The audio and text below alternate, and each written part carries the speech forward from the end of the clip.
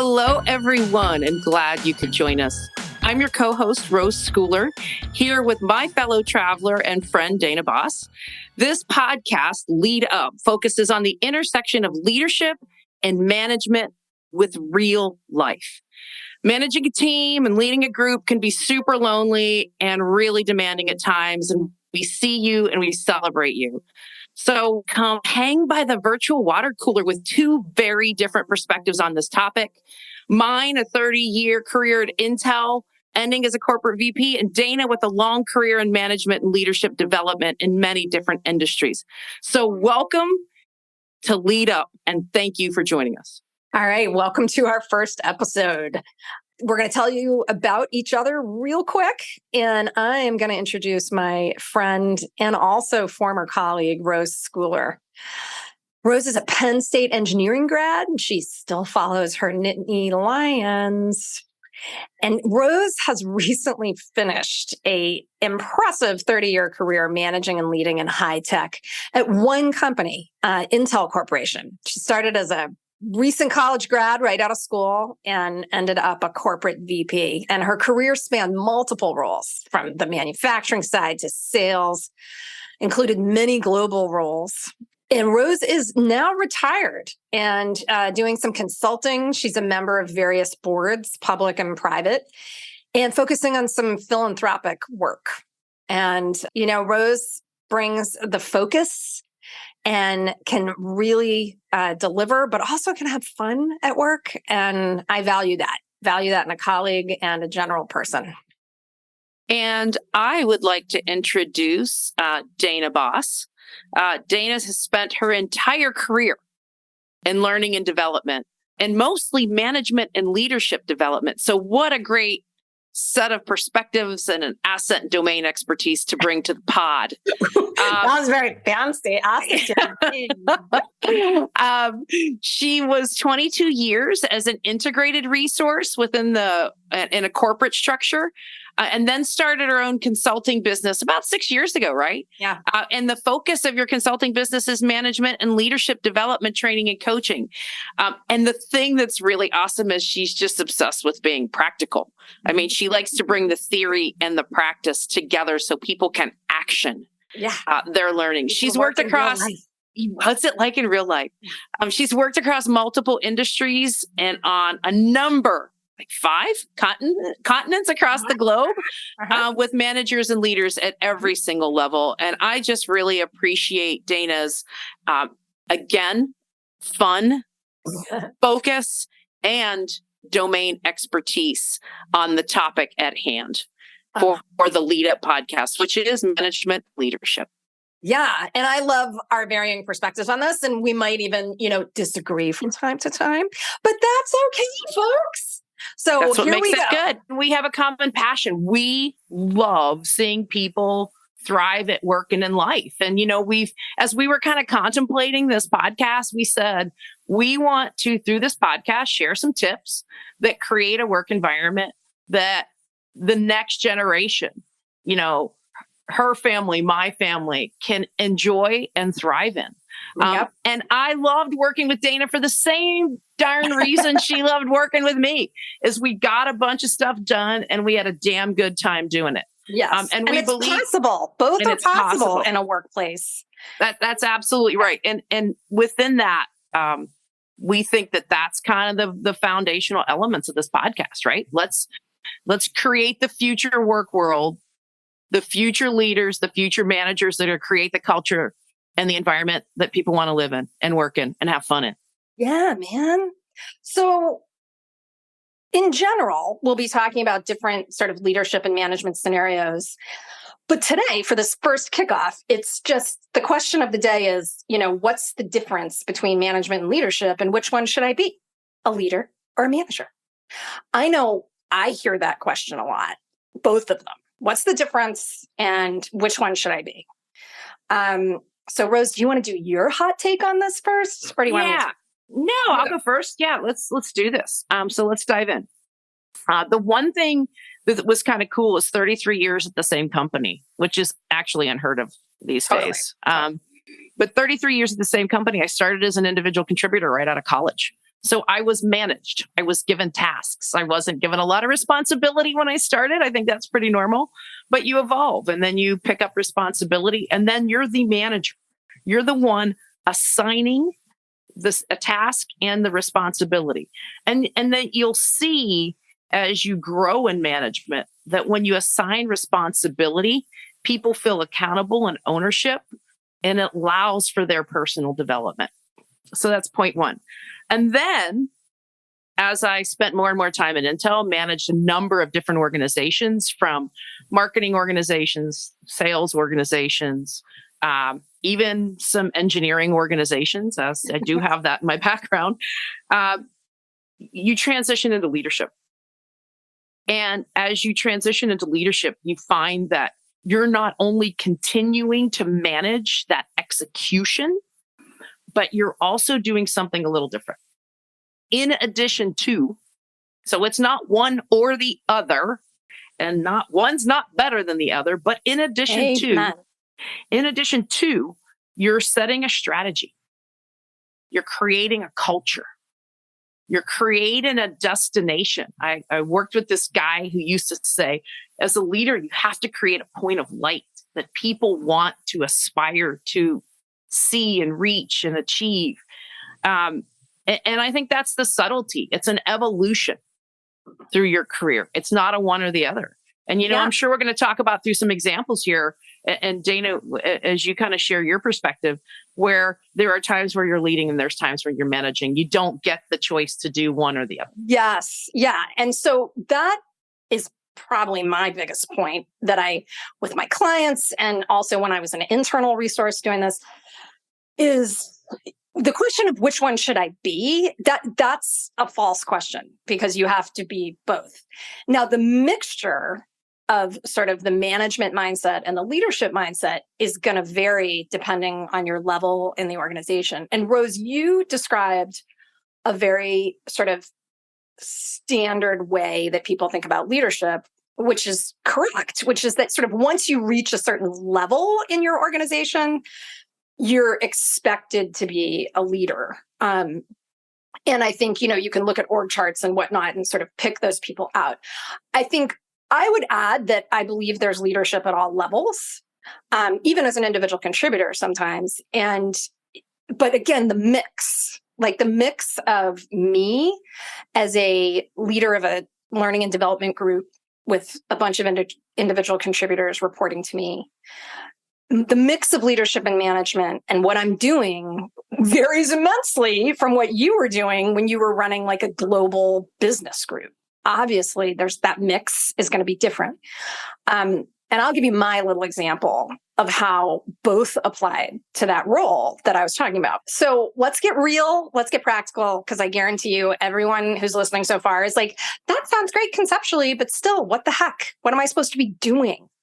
And so I'm going to give you my example, then Rose can give you an example.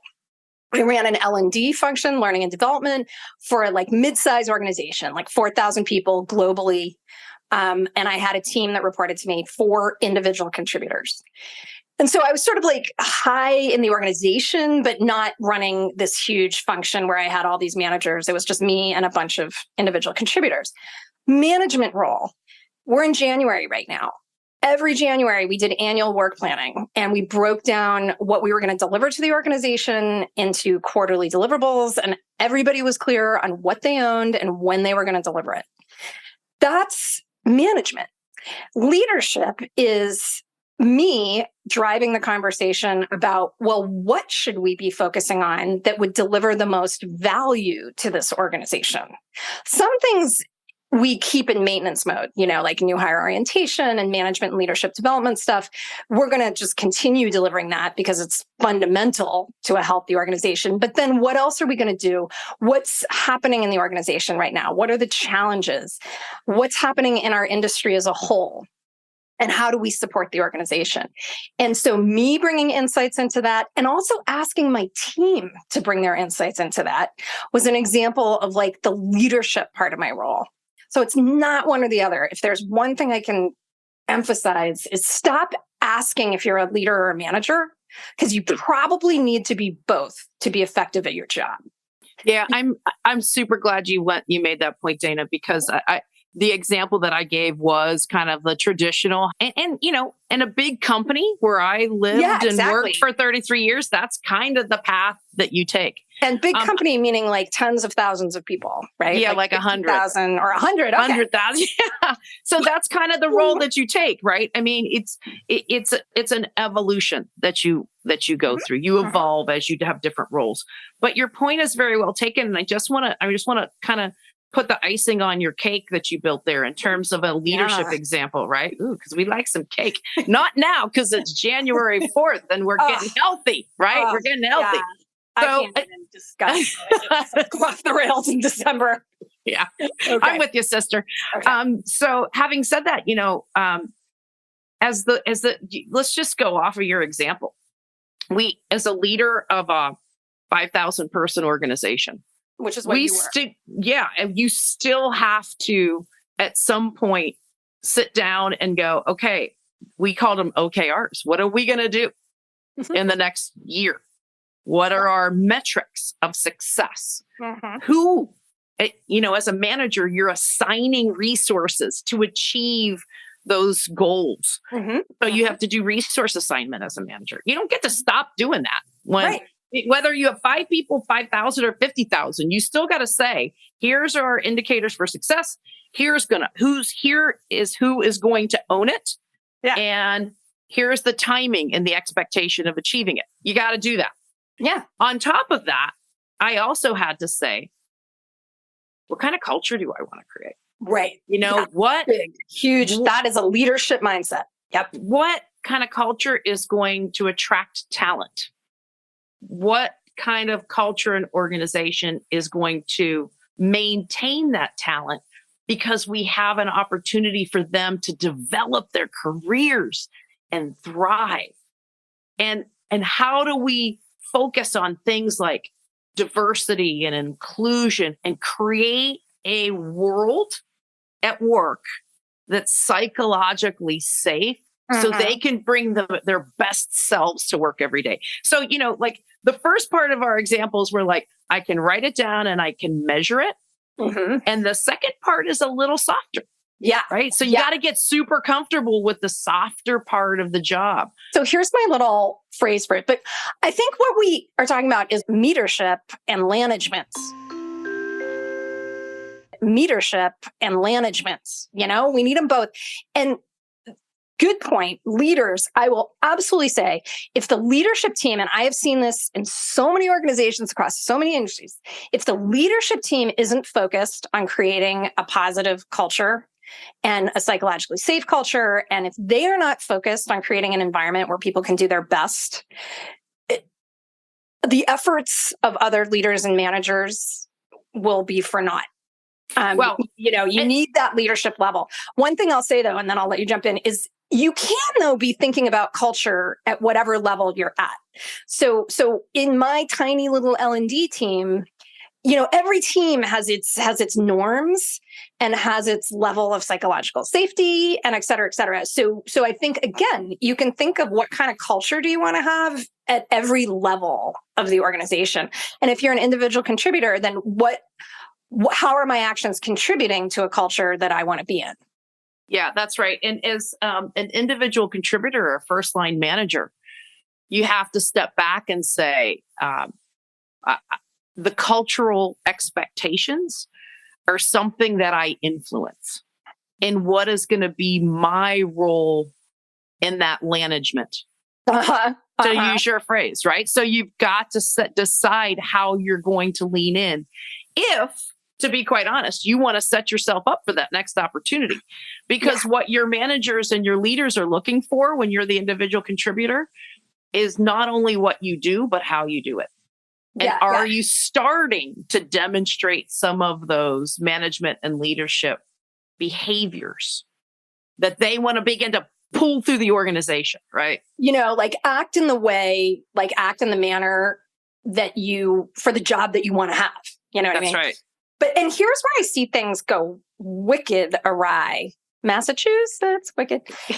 And I'm based in Boston. And is that sometimes people think leadership is the cool, sexy thing. right? Leadership is where it's at. You don't want to be a manager. You want to be a leader. Like, I can't stand that, because what the worst way that can go is that you spend a lot of time pointing people in a direction and assume the execution is going to work itself out. And I have seen so many organizations go awry because of that. And then I'll literally have the leaders or whoever come to me and they're like, well, they're not executing. I told them where we should be going. And it's, that's not enough. Now, you might not, as the CEO or the COO or whatever, you might not be the one who's actually in the nitty gritty weeds of execution, but you sure as heck want to make sure it's happening. And you want to help people see what successful execution looks like. And so, don't get caught up in this, like, I'm a leader, so I just talk about big picture stuff. Because I think you're going to end up in a world of frustration unless you happen to have recruited some people working for you who realize your blind spot and gap and fill it for you. But that's luck. Or that's intentionality of a really good leader, which is probably a whole nother podcast, which is how do you understand your weaknesses and fortify them with strengths 100%. on your team. But, going back to your point, D-Boz, how did you say it? Lanagement and Meadership? Yeah, I think that's going to stick with me for a really long time. I love it. It is a set of expectations across the organization that have to involve, and you're going to hear me say this a million times, listeners. Hopefully we'll have some listeners. Yeah, a million times listeners. Hopefully we'll have a million listeners listening to this a million times. At some point.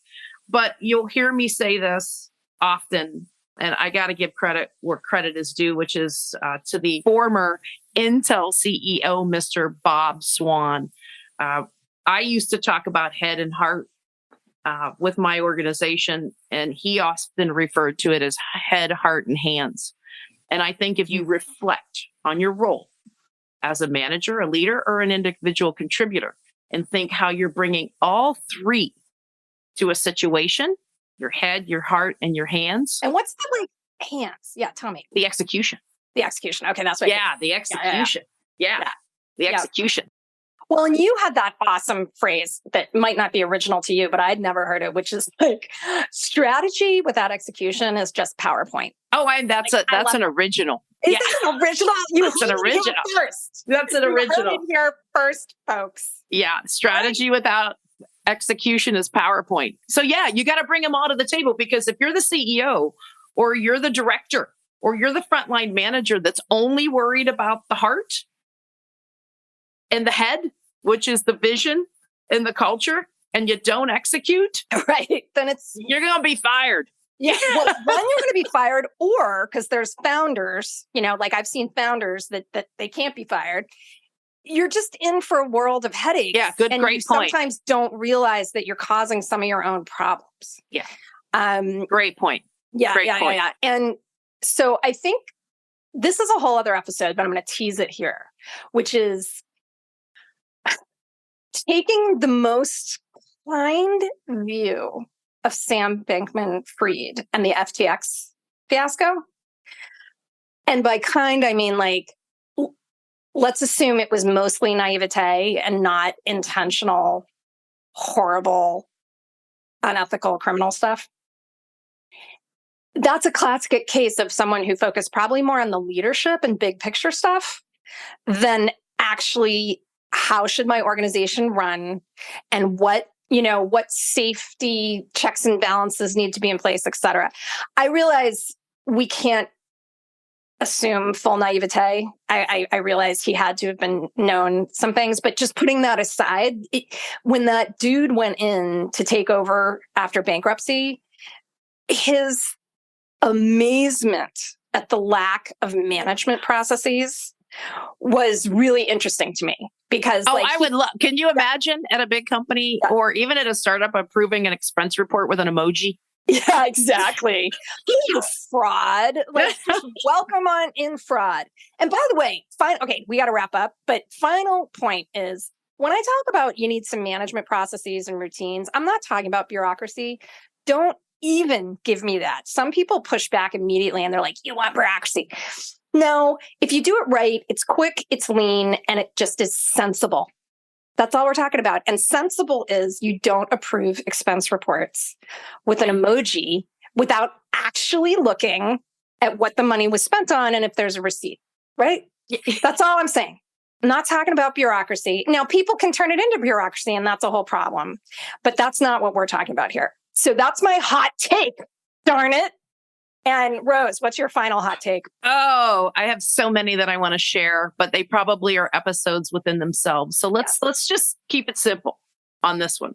Mm-hmm. We've talked about managing and leading. If you aspire to have a career in a big company or a small company, your responsibility to your employees, and if you have them, shareholders, is to be cognizant of both. Yes. You are constantly managing, you're constantly leading. Even you should be practicing when you're at the individual contributor level. So when you're an IC, practice both.